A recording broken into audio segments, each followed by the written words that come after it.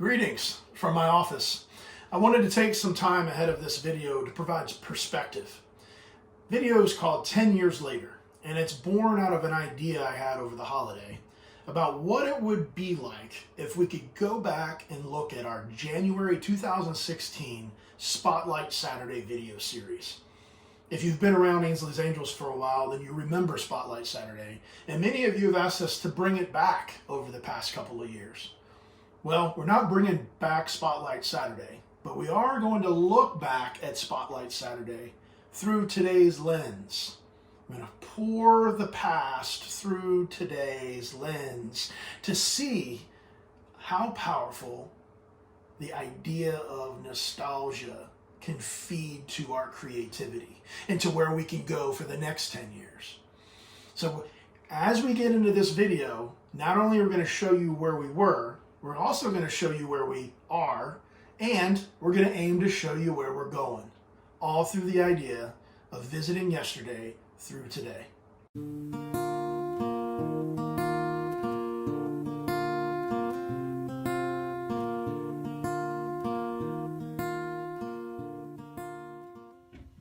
Hello everybody, I'm Kim Rooster Rossiter, the co-founder and president of Ainsley's Angels of America. More importantly, Ainsley's dad. Hey everybody, it's Rooster. And Riley. Hey, super excited about last week when we came up with this idea where we were going to start to do a video series. I'm excited to be here today to bring to you episode 1 in our Spotlight Saturday video series. And so basically how this is going to work is every Saturday a new video will be uploaded. Hello, I'm Kim Rooster Rossiter. On this windy Virginia Beach Saturday morning And on an amazing race day weekend across the United States of America, this is 10 years later. Hello, Briley. Hi, how are you? I am well. 10 years later. What is that? 10 years ago was the birth of Spotlight Saturday. There's so much beauty in all that was captured from 10 years ago, and it's kind of sitting on the shelves. Let's dust it off by looking at it and reviewing it. And Yeah. For me, it's about leaning into creativity. I love that, and that is what Spotlight Saturday was a lot of things, but that was one of them. It was a chance to be creative. I think you and I enjoyed that process and connected through that process because we were able to create something together. And regardless of what the episode was about or how many people watched it on YouTube, it was just fun to be creative. So Yeah. I'm excited that you're kind of reimagining this and doing a 10 years reflection.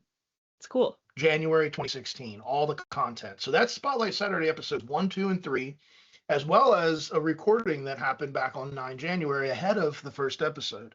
And I wanted to have you come on today because I want to watch this extremely nostalgic, frankly, emotional video. I want to watch it with you because there's no time limit on 10 years later. You know, this idea that I need to get the whole episode done in 5 minutes or 6 minutes or 3 minutes or 9 minutes. Look, if people want to watch, they're going to watch. Long form video is out. Yeah, maybe. But if it's good, it's good. I don't know. There's no rules. I think this is super cool and exciting, and I'm excited to take a look back. When this pops up, what's the first thing you think of? Oh, my first thought is, oh my gosh, we just look young. It's wild, to see 10 years later. I mean, with Ainsley's Angels, the growth is wild. So when you look at where Ainsley's Angels was at as an organization 10 years ago to now, you see that growth. And then this feels like a representation of that, being able to see us looking younger. It's like, whoa, things really have changed. Yeah. So it's really wild. If you want me to pause it, just wave or something and we'll talk about it. Okay. Hey everybody, it's Rooster. And Riley. Hey, super excited about last week when we came up with this idea where we were going to start to do a video series. I'm excited to be here today to bring to you episode 1 in our Spotlight Saturday video series. And so basically how this is going to work is every Saturday a new video will be uploaded. Hello, I'm Kim Rooster Rossiter. On this windy Virginia Beach Saturday morning, this is Spotlight Saturday episode 36. Episode 38. Episode 40. Now, The other thing that we're going to do is not just questions and answers. Oh, Wait, it is actually emotional. Like, I did not expect it to be emotional, but I can feel that. Like, oh my gosh, wow. that is powerful. Damn. Um, okay. This is gonna be cool. So anyway, you gotta talk. I can't even. Well, I was gonna ask, like, where's it taking you right now? What's going through your head? The idea behind this series is to take today's filter, like 10 years later filter, and pour kind of this stuff through today's filter. And like, as I'm watching through this, I'm brought back instantly to these moments in time that to me, as in my adulthood, I think they hit differently than they probably hit you as a young person here. But when you said, and it's not just going to be this, like you were matter of fact, and you're even back, at 15 years old, and then watching those little episode, 3 and 5 and 10, and then all the people at Marine Corps, like, damn. I think what struck me is how vividly I remember this stuff. And I think that's because of Spotlight. Like, Yeah. how much would I have remembered Marine Corps Marathon 2016 or, a random Saturday morning Yeah. if it weren't for Spotlight? Looking back and yeah, I don't even have words for it. Yeah. I mean, we could keep playing that out, but we don't need to here, because if the idea is not to play out the entire episodes for the folks. The idea is to just, take us back and look through this thing. And so I had a chance to go look at episode 1, 2, and 3 about a week and a half ago, and I took some notes down. And there's some clips that we're going to show in episode 1, 2, and 3 of stuff that stood out to me as content that needs to be dusted off the shelf. Do you remember when, for example, we did an episode where we went to my sister live at the Louisiana Marathon Finisher Fest, and her and Jessica were talking about what it takes to be an angel runner? Yes, of course. So let's look at that right now. I'm gonna cue that up. So we're just here to let you know, a lot of people are asking questions. Do you have to be some amazing runner? Do you have to run sub 8 minutes to be able to push a chair and to be an angel? And the answer is absolutely not. Is that right? No, absolutely not. That's right. All you need to do is have a big heart, a mind that allows you to persevere, and to understand that your mission is to get that rider athlete across to the finish line. They will pull you. Yes. I mean, wow, look, well, that was wild. Like the Louisiana Marathon, a place that kind of we really started our destination event experience in terms of, obviously Marine Corps Marathon was first, but then introducing race directors to what we do and being invited there to bring as many riders as we would want, and just having an amazing time. And when I watched that video, I'm reminded of like just how long 10 years is. Yeah. You can remember where you were in that moment and who you were with. And then you pour today through it, and you're like, okay, wow, the things that have changed over the 10 years and the things that haven't. I love that. And the things that haven't. Like, that is so beautiful, because Spotlight Saturday has always been about capturing the pure, authentic joy and love and passion of our riders, runners, volunteers. And you see the passion and the joy in that video 100%. And that's why we did Spotlight Saturday, and that's why people liked it, because it connected you to people across the organization. And that feeling has absolutely not changed. It's grown, but it hasn't gone away. And so it's easy to immediately look at these videos and say like, wow, oh my gosh, we were so young, this was so long ago. But at the same time, you feel that energy that is always, ever present through Ainsley's Angels. And of course, if you all want to watch the first 3 episodes, we encourage you to. We're going to put the link in the description of the video. And we're also going to create a playlist on YouTube that's called 10 Years Later. And you'll find this video you're watching as well as the associated videos that we're kind of talking about here. So you can just kind of go there and see all that in the playlist. But there was 2 other ones that stood out.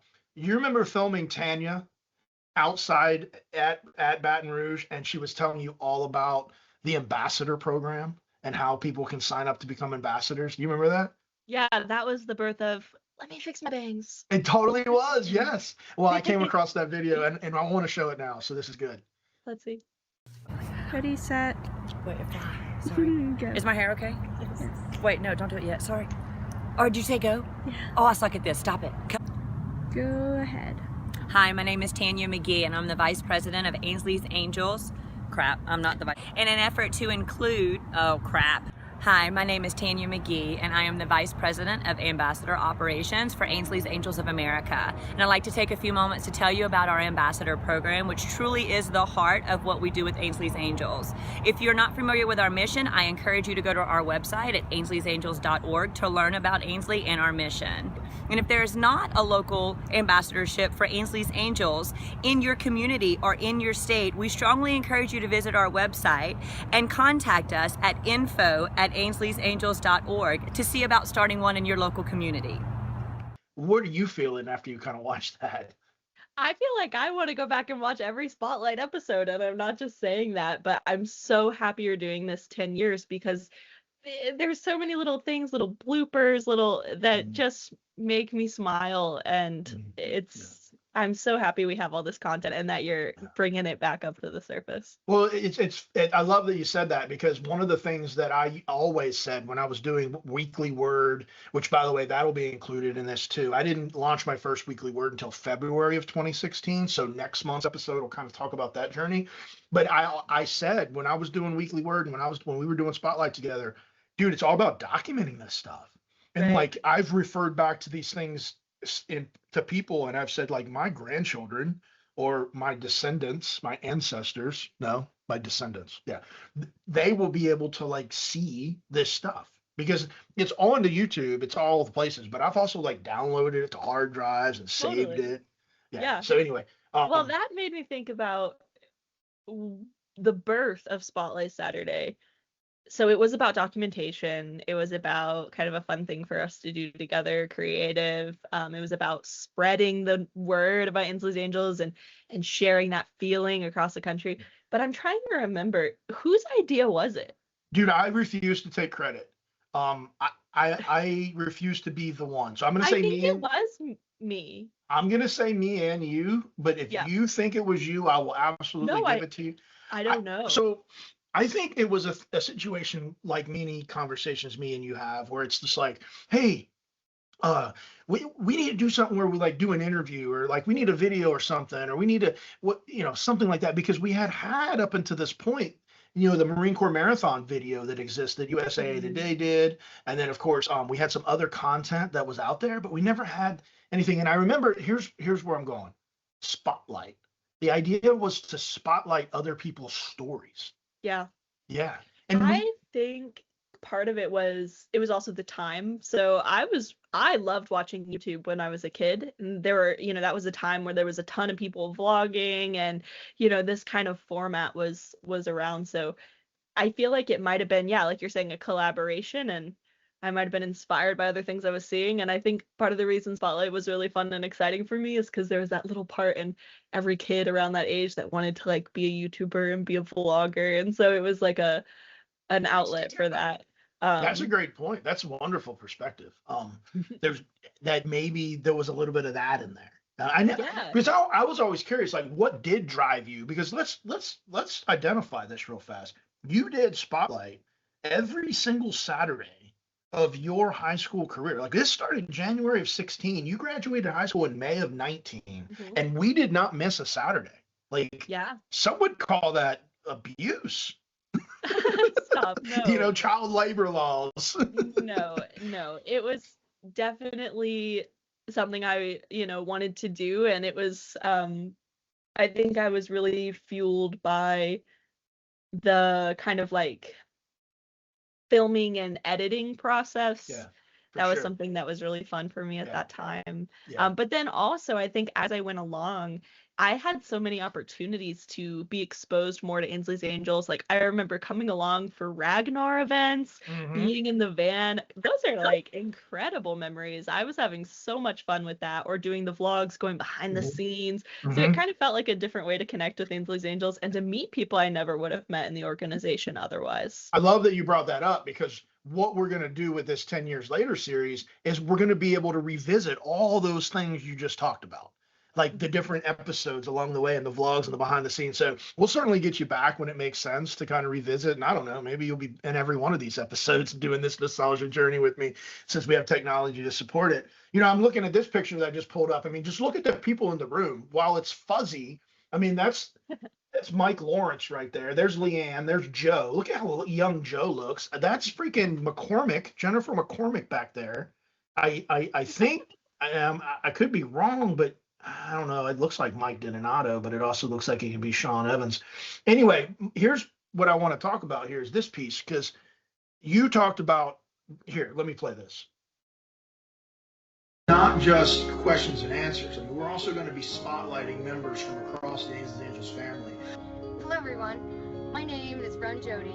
Hi everybody, this is Sean Evans coming to you from upstate New York.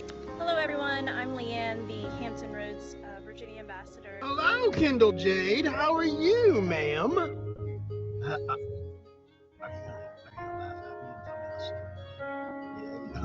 How are you? You might not know Kendall Jade, but she is my I Run For buddy.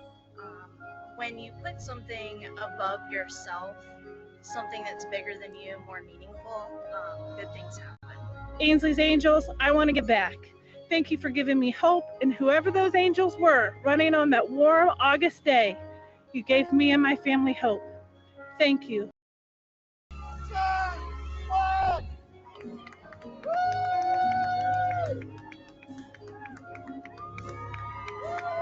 But inclusion is winning. It's so good. It's I wasn't gonna watch all that, but I just got sucked into it. I mean, I know. I want to watch the whole video. I mean, Yeah. it's so good. if you're watching this, you know, thanks for hanging out with us, talking about like the journey and 10 years later of when first Spotlight Saturday first came out. And in doing so, it's giving us this opportunity to be nostalgic. It's like, what's coming to your mind when you, as you're watching these things, by way of what did Spotlight represent? Well, I'm trying to not only think of it from my perspective, but a lot of it does feel really personal because I was so invested in Spotlight that watching these videos is just bringing up a lot of reflections about what the last 10 years have been in my life and the role that Ainsley's Angels has played in that. But it's almost like I took it for granted when I was young, like how easy it was to just be involved and to see these people. And watching this, like I'm like, I miss it. I'm seeing Kendall Jade specifically, like just kind of gave me like chills. Just, I miss her. I miss so many of the people in these videos, and it's, yeah, I don't know. I'm sort of rambling, but I'm just grateful for this organization and how it's always kind of been there for me and still is, but always in evolving ways. And that was just a good time in my life. Doing Spotlight was a time where I was really close to it, and yeah. Yeah.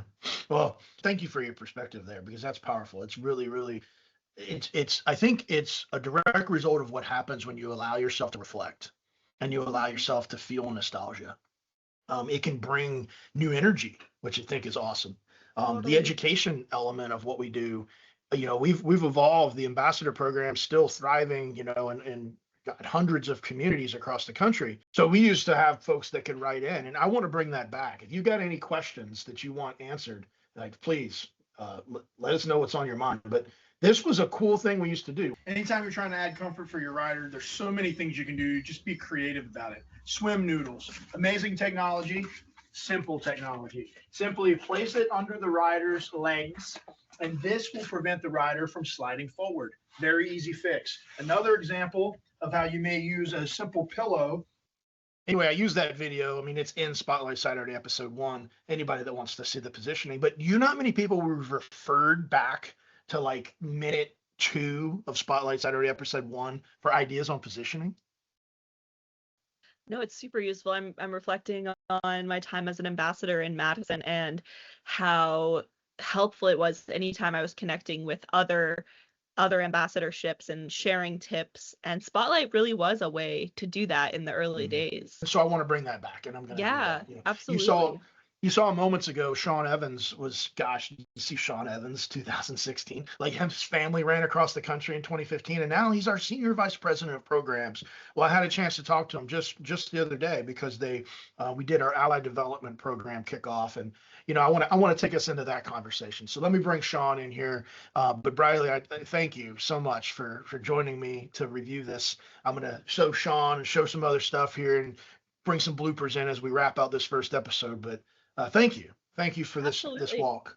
Absolutely. I'm happy to come back, and I'm so excited to see this series and to take some more walks down memory lane. Yeah, indeed. All right, B. Let's get Sean in here. So as I think back to 10 years later, man, I mean, God, 2015, you and your family are running across the country, huh? It's wild. Yeah. It is wild. And I had the chance to share that story quite a bit this weekend for people that maybe had never heard it before, which is interesting. Pretty wild. And if you're just hearing it now, well, I'll try to maybe put a couple videos over us talking, but Sean and the family ran across the country in 2015, and that really opened up the doors to a whole bunch of locations where Ainsley's Angels is now active as they visited these cities. But as we look at this thing through the lens of today, looking back, where are we when it comes to Ainsley's Angels programming? I mean, the vision back then was to have Ainsley's Angels running ambassadorships in every state, every city, which is still exciting. We've evolved our programming, and now we're doing things in the education realm like Ally Development Program, which just kicked off its third cohort in January of 26. So what is that, Sean? Yeah, cohort 3 of the Ally Development Program. I could have never even envisioned something like this being possible 10 years ago. It was beyond our wildest dreams, nothing that was even on our radar back then. But the program is designed to help create allies of inclusion, allies of disability awareness, allies of advocacy, allies of accessibility from coast to coast across America. And we go through a pretty rigorous application interview process and select 10 to 12 cohort members every year. And then we ask that those cohort members create and develop a community inclusion project. They canvass their local communities and see what they can do to improve and better the inclusivity in their communities. And, I think back to our run across America 11 years ago now, and maybe that was my first community inclusion project as we look to spread awareness and inclusion from coast to coast in the form of donating running chairs at that time. That was in a form, a community inclusion project at a global or a national scale. Yeah, I think me and you could talk about ADP for the rest of this 10 years later video snippet. But we'll just direct people to the website, ainsleysangels.org. It's not going away. Our friend at Mass Mutual, our friends at ASICS, and any of you that can hear our voice that may want to get behind powering through monetary support, in-kind donations, ADP is a beautiful program, man. So really cool to see how you've grown it over the past 3 years as well. What are you most proud of when you think of ADP? Oh, wow. I think when you tasked me or when we kind of came up with the task. When you tasked me. I mean, that's kind of fair, man. And I appreciate that. When we came up with the idea and you needed somebody to help develop and create a curriculum, it was a huge challenge for me. I'm not necessarily an educator by trade, but I'm passionate about inclusion, as many of our Ainsley's Angels family are. And we had a vision of what we wanted it to be.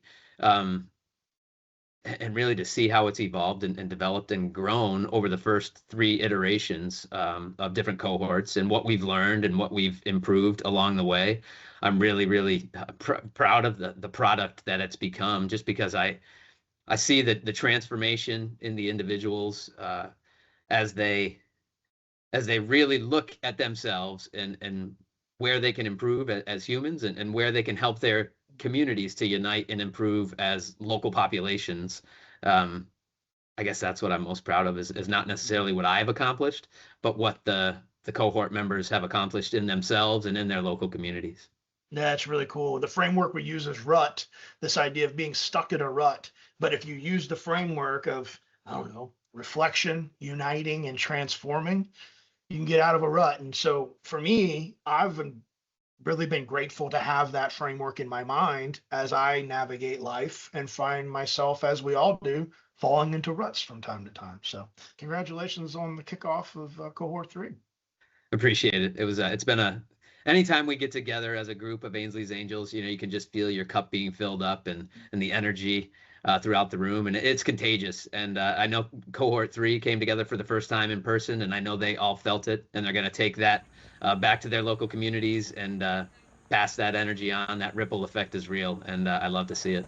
Well, we'll check back in with you and the team as our 10 years later look back through today's lens continues over each month moving forward. And hopefully maybe we'll meet this cohort when they graduate in June. Ainsley's Angels, nice job!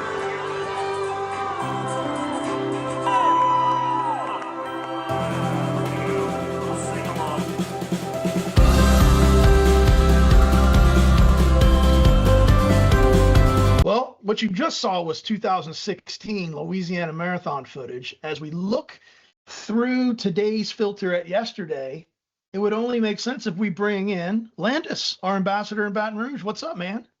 Good, man. How are you? I'm good, dude. January. For years, it's just been TLM. That's what we did. And guess what still happens in January of 2026? TLM. Ainsley's Angels, team up! Go! This is only our Ainsley's Angels off there out and running. Spectators, make some noise!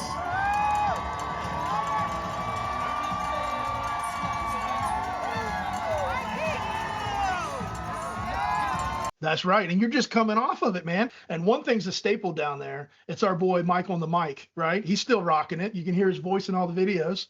Oh yeah, he always gives us a shout out.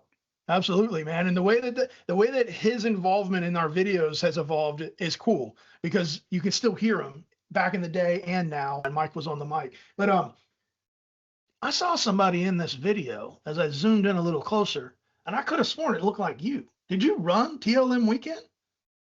I did. This was my first year in 6 years. Over the summer, met up with an organization called Ski Dogs, and I was introduced to Jamie and David, and David's the one that, put Ski Dogs on. And I just thought it would be pretty cool giving him the opportunity to participate and see what Ainsley's Angels is about. And he's like, well, let me think about that because I'm not a morning person. I don't like cold. And you already told me it's an early morning and it's always cold. I said, yeah, you're right. I said, but, in the end, I just want this one opportunity to show you what we are. So, with the gratitude, he gave me that opportunity. So we walked, we jogged, we talked, we had good times. We took pictures along the way. And, like you said, he said, I never thought I could have an experience outside of Ski Dogs. And that's the same thing I told him, outside of Ainsley's Angels, I didn't know we had the experiences of what you're giving our riders now. Yeah, man, congratulations on that, and way to bring him into the fold. Now, I had a chance to meet him, and of course, he uses a wheelchair to navigate. So for him to give up his independence, how did he handle that? Having somebody else get behind him. Of course, he trusts you, but still. Like you said, he's an independent person. That's all he does. He does it for himself. Everywhere he goes, it's on him. Said, I'm going to let somebody be my legs for a change, and I'm going to sit back and take it in and enjoy it and relax. And that's what we did. He never expected to see the cheers that people do coming, going, passing you up and passing you back. We shared moments of tears on the course together. No, that's beautiful. Thanks for sharing that, man. And what's cool is, obviously you've built a relationship with Ski Dogs, and we're going to be able to have, folks get to go to their event that's going to happen this summer. And we'll cover some more of that as we get closer. Right now, pouring today, yesterday through today's filter. And one of the things that we always had for TLM weekend is a big dinner. And you've cooked for that dinner for many years now, and you've continued this. So how was the dinner? Over this year, like I said, I met Ski Dogs. I met some people from Wednesday Run Club, Matty Run Club, Tanger Run Club, and we became family. For TLM, what is your plans, decoration and all that? I said, it's easy. It's plain Jane. I cook, I have pink and black tablecloths, and that's a wrap. Mm-hmm. And they said, what do you mean? Y'all don't decorate? I said, no, because everything we do, we got to take back down before we leave. So Brittany and April stepped up and said, hey, if you don't mind, can we take over? And I'm like, yeah, sure. Well, I tell you what, they did a phenomenal job. You know, I've had 7 or 8 volunteers come out from the run clubs to help me cook, serve everything. They did a tremendous job decorating tables, table decorations, a photo booth. The dinners are growing. We're getting more, you know, activities going on. It's a great thing to have the support behind me to help me do all this, so we're not doing it on our own. Yeah, no, that's the important takeaway as you kind of look back like 2016, 17, 18. I know that when we were putting the dinner on, it was essentially a very small group, a lot of which were traveling from out of town into Baton Rouge to kind of oversee the execution of the dinner and the weekend. And all the ambassadors would bring their trailers and execute on race day. But what's neat and what I'm taking away here is that it's now really become a real local homegrown kind of experience where it's homegrown people doing homegrown things and executing the Ainsley's Angels mission right there in Baton Rouge under your leadership. So really cool to see that evolution. Yeah, I appreciate it. It takes a lot of work coming down to it. But in the end, when you have 25, 30 people behind you to help you decorate, and then you have 60 people to help you take down, 20 minutes, we were done with TLM dinner. So it's amazing to have the support, and we continue to grow. So, you know, the support's definitely needed. Yeah. And, you know, moving forward, once we get through Mardi Gras Mambo in 2 weeks, we're going to have another little meeting, and they're expecting us to grow. And I'm hoping to get back up. I know we're not going to get up to where we were, but like I told him, you know, if we could get around 25 or 30 participants for all the Fresh Junket races, I think that'll suffice in Baton Rouge. Yeah, no, for sure, man. And you've allocated some of those spots, you know, to be able to be used to families that are coming in. I know you had a lot of out of towners come, but you know, the other thing that's been really neat to see is that with some of the, I don't want to say constraints, but some of the changes that happen in recent years when it comes to how many folks we can have at TLM, that kind of, I want to say, forced our hands a little bit and told us, hey, maybe we can find some other things in January. And what I'm proud to show and report is that Houston, just like TLM has got, you know, over 15, 20, 25 riders over across their weekend for their Chevron. We've also seen the Surf City race out in California, which at 20, 25, 30 riders over that weekend. Of course, we've now been able to bring our Ainsley's Angels race series, the Frosty 5K, kicking off in January. So it's kind of like this interesting, I don't know, something you didn't anticipate. It was almost like if we would have never been able to see things through reducing the size of TLM, we would have never thought to look for other places to grow, perhaps. Yeah. It means a lot, you know, to see the growth in what we have just in Baton Rouge, but to see all of us expand in different areas, you know, Jacksonville, Houston, like you said, Mississippi, New Orleans. I mean, we're just continuing to grow, and it's expansion for us is what we're doing. We're out there educating, advocating, and celebrating. So, you know, we're going to continue to grow. The other thing, man, that I think's been really neat is seeing expansion into like the trails and all beach runs and things like that. And y'all pioneered that, you know. Obviously, we've had some other people do it back in the day, but Baton Rouge has completely leaned into this trail thing, and it got our ambassador out in San Diego excited about it. And they did a beach run, but it's really cool to see a beach mile using the Ainsley Adventure Chair. Again, another thing that's happening in January as a result of us just expanding in many communities. Yeah, it's amazing. You know, the trail chairs, when they first come out, we were like, oh, yeah, that's going to be pretty cool. But like you said, you know, after sitting back and reflecting on what TLM did in the past year of 2025, what it brought us with the trail runs, and to sit back here and you talk about Surf City, I was like, what are they doing out there? And then come to find out, like you said, they're on the beach doing a 1 mile run with it. I was like, oh, yeah. So that's something that 2026 is here. We're looking into some more trail runs. I'm working close with Amber, the Mississippi ambassador. They got some beach runs that they do there also. So between us, you know, New Orleans and Alexandria, we're trying to get together and put some trail runs together across Louisiana and a couple of beach runs in Mississippi, and even in central Mississippi, they got some trail runs up there. So we're going to try to hit them hard and heavy this year.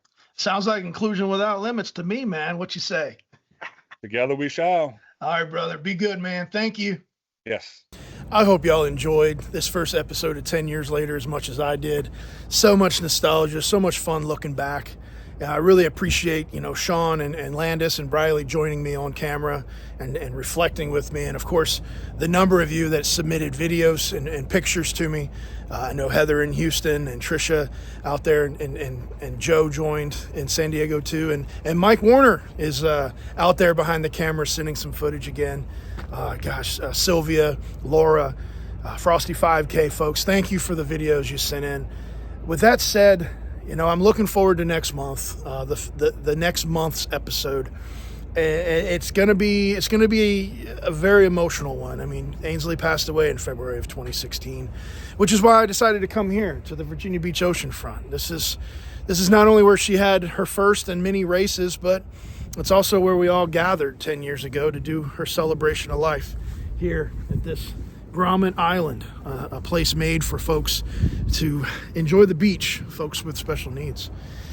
So, if you want to get involved in 10 years later and you have something you want to spotlight or somebody, or maybe you have a question, shoot us an email or make a comment down in the description. I'm going to fill the description area up with all types of links that allow you to kind of follow along in this journey with us. So feel free to check those descriptions out. And, if you have any ideas for how we can amplify this 10 years later journey, feel free, hit me up, let me know. Like this is for all of you to join in the reflective, uniting, and transforming journey that help us as we allow nostalgia to fuel us, to enhance our creativity, to fuel us going forward.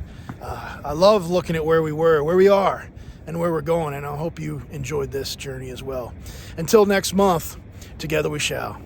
And because you stay tuned, roll them, Briley.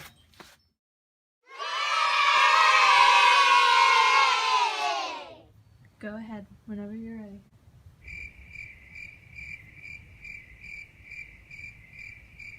Okay. Just for this week, because we were hosts.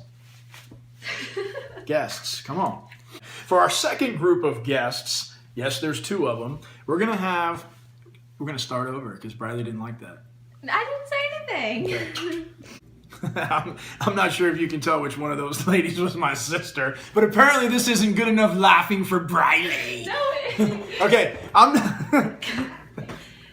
Yes, Ainsley has a pen pal down in Louisiana named Emily, and for the past 8 years, these two have written each other, and it's just an amazing relationship. But Briley doesn't think that's relevant. I don't think it's been 8 years. Oh. Has it been 8 years? Let's keep this real. Keep rolling. So anyway, Jessica's gonna get in here now. Dad. I want to have some weird stuff. How long has it been? Non-runners play a critical role in Ainsley's Angels of America. So critical that we've even given them their own title. Generally, we call them our guardian angels. These are the volunteers. You don't generally call them that. That is what you call them. Yeah. Did earlier this month. Amazing opportunity to come to Baton Rouge.